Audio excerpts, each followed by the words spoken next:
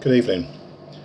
I'd like to do a broadcast on what's happening in the world since, it seems to be since March 2020. It's been a while since I've done a broadcast, so I decided to do one today because I'm seeing a lot of angry people, a lot of frustrated people, and even people who are becoming more aware that something's not right in the world. If we look at the March 2020, the pandemic, it opened the door to what's now going on, in my opinion.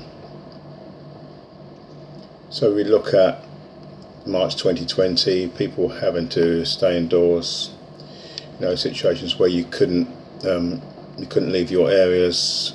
Even if you did, you had to be in at a certain time.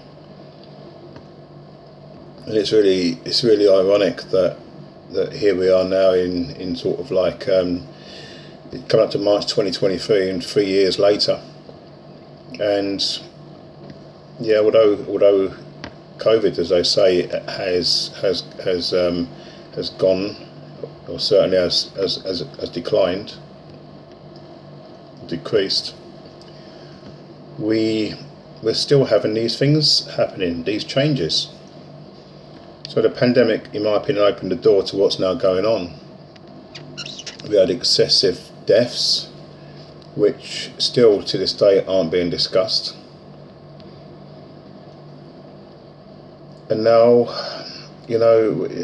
how many people does it take for the authorities to actually ask a question? Okay, we will look into that, just to appease the public and just let the public reassure the public that nothing sinister is going on. But instead, we hear nothing's said.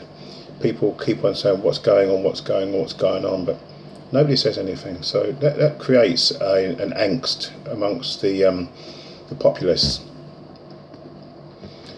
Then we look at the LTNs and the smart cities. It's well documented now. It's well documented.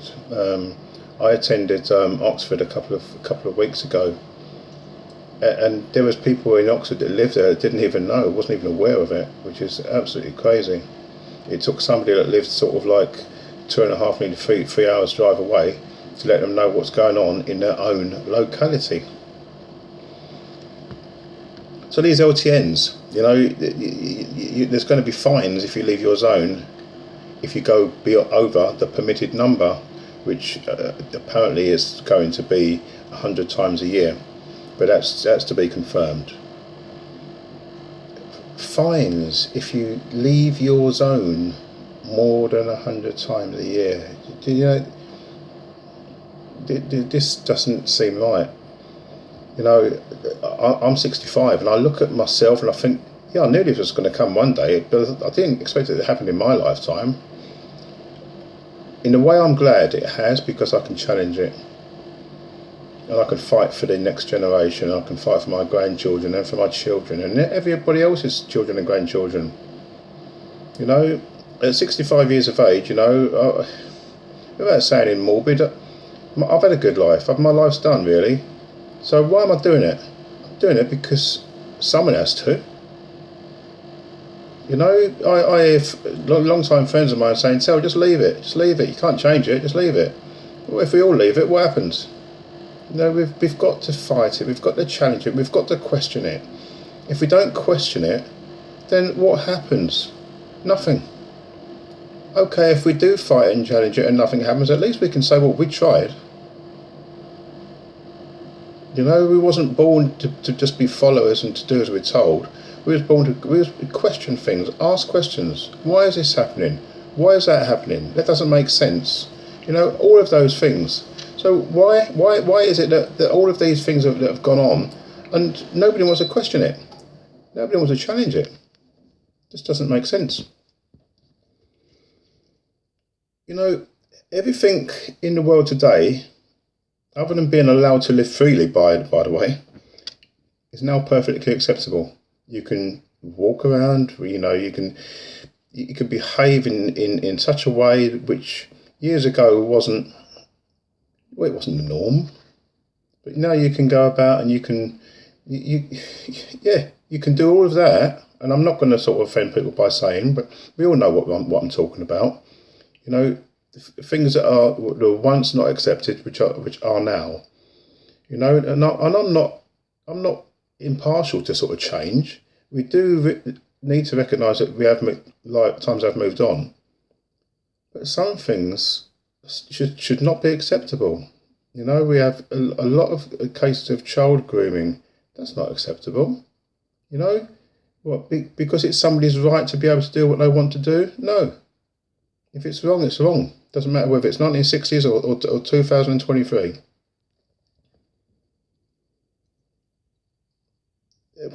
If somebody wants to call himself a fridge, you've got to call him a fridge as well. Because if you don't, you're gonna be in trouble because you've offended them. So you've got to go along with it. If they want to be a fridge, they've got to be a fridge. And you've got to go along with it. It's ludicrous. Well, I'm not going to call a human being a fridge. If they're a human being, they're a human being. Simple as. If you look at the political scene, you know, it's a mess. We've got two parties, Labour, Conservatives. And you might as well say that Labour are non-runners. So Conservatives, no matter how bad they are, continue to hold the whip hand. Now again, I've joined the Heritage Party, which is a party which is very close to, if not all of what I believe. But I've got to say that I'm not your typical politician. No, the only reason I've entered the political arena is for one reason, and one reason alone. And that's to try and bring about positive change for the people of my community and the wider community at large. So at my age and with health issues, I don't need to do this, but someone has to, otherwise nothing changes. And we're left with the so-called Big Two who continue to let the people down time after time. It's time for change. So I'm just an ordinary man, a man on the street, you know, an ordinary working guy. And I'm prepared to try to do the best for my community and try and make it across the country if possible. But I have to ask a question. When there's an election looming, I get people knocking on my door and they say, could we depend on your vote? It seems a bit like cap in hand to me, if I'm honest with you, that people will knock on the door asking for you to do them a favour, it almost seems like. My angle is different. I actually feel that I'd sooner knock on the door and say, look, this is what we can offer. This is our manifesto. Have a look at it. Let me know what you think. And then if you feel that we are the right party for you, then vote for us. Because so far, people who are knocking on your door and my door have been making promises left, right and centre for years and not following through. So we need to make change. And as an ordinary man in the street, I'm prepared to step up and do that, even though my health isn't brilliant. But someone, like I said before, someone has to. I'm hoping that through joining the Heritage Party and becoming a councillor, hopefully, that I'll be able to help the people the way they deserve. I won't be doing it for me. I'll be doing it for the people. I'll be doing it for the people of my community because I feel strongly about it. And I have been working in the community for the last 30 years, not just in Ipswich, but also in Essex as well. So that is my aim, to stand as a councillor, get through and make some changes. I'm hoping that people will vote for a person that's for the people and a party that is for the people, rather than a party who says they're for the people but have proven time without number not to be. And I just want to go on to youth crime and the neglect of our young people by the system and their local authority, and also their parents, it has to be said. My expertise has been 30 years working with young people, and I have seen the decline. I've seen how the system has taken away provisions for young people. I've seen and I've heard of young people being killed, and that is horrendous. And every single time we hear the same old stuff from the people at the top. We will learn from this. We will make changes. We will make sure this doesn't happen again. But it does happen again. It happens every single time, and every single time we hear the same old stuff. How long are we going to let the system and the authorities dictate to us and treat us like we are stupid? People need to stand up for their own rights, question things, challenge things, and ask the question, why? Don't just go along with something because you don't want to rock the boat, because you don't want to be the outsider in your group. Challenge it if it doesn't make sense. Don't wait for others to do it and then say, oh, I wish I'd done that as well. You do it. You be the one that starts it. And then others will follow. But if you don't start, how do you expect other people to? Challenge your authorities. Question why they're doing these things. Challenge the LTNs. Challenge the political scene. Question your councillor. Question your MP. I did. I questioned my MP and told him a couple of years ago that something sinister's going on. He told me he didn't agree. I respectfully said to him, I will leave it at that, and I have. Doesn't mean I don't feel the same. I do. I still feel something sinister's going on. But the youth situation,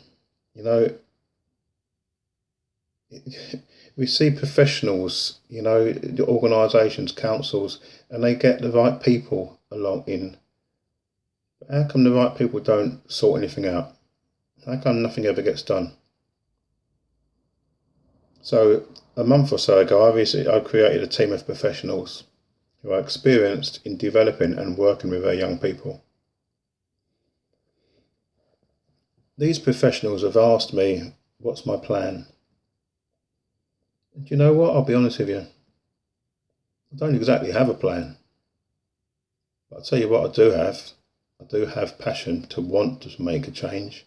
And through us professionals sitting around the table and talking together, we will come up with a plan. Up till now, I've not seen anybody with a plan that's carried it through. And I for one, am not going to let our young people down any longer. I've worked for 30 years with young people,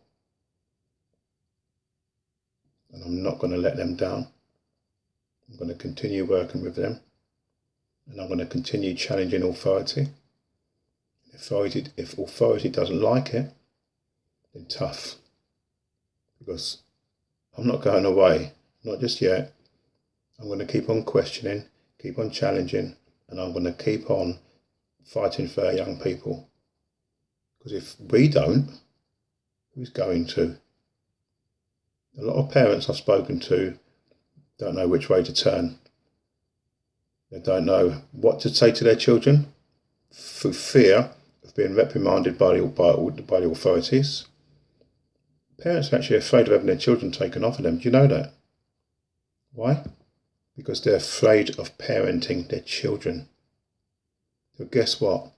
They don't parent their children. And then their children grow up with no boundaries. And the parents have to watch that because they're afraid of doing something which will be deemed wrong by the authorities. How shameful is that parents can't parent anymore?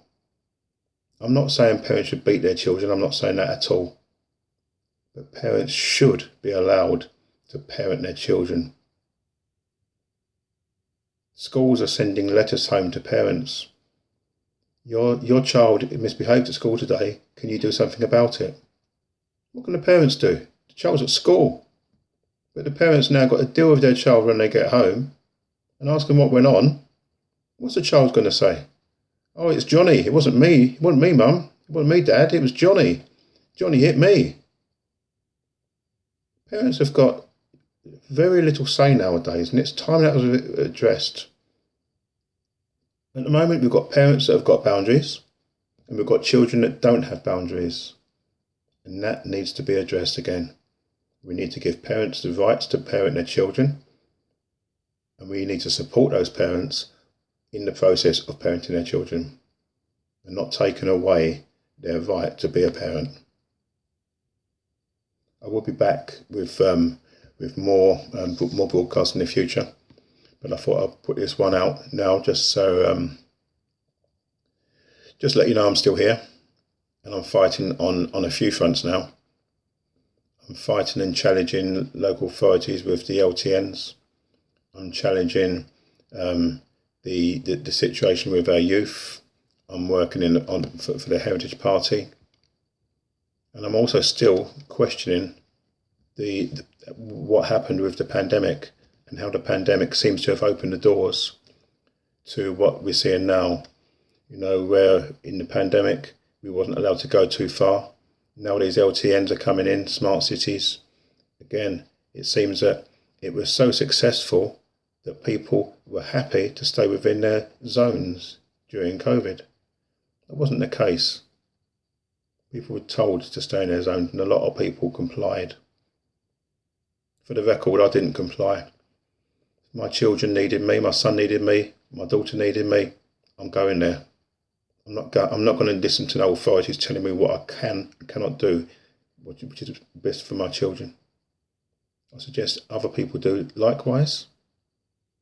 And don't just follow. Look to lead, look to question, and look to challenge. That's all for now. Take care, everybody. I'll speak to you again soon. Bye-bye.